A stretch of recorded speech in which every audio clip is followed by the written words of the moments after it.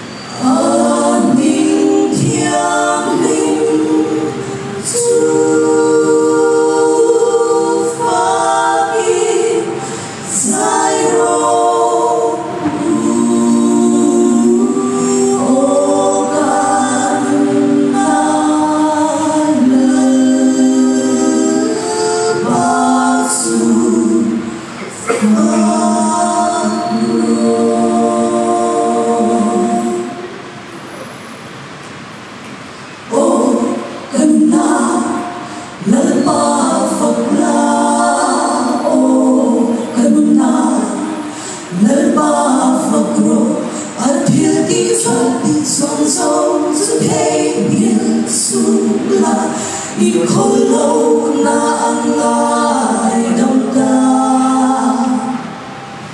Inat na titidamin Inom na at lana Baural lo o matatsu Sandam na ibuta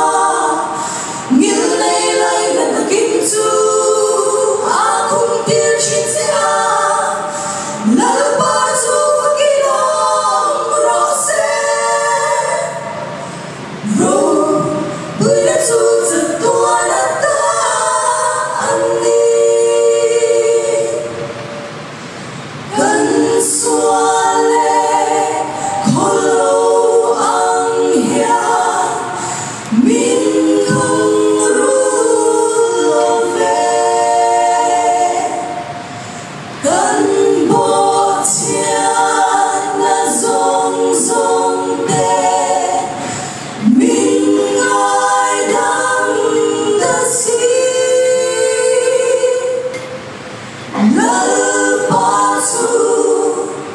Forgive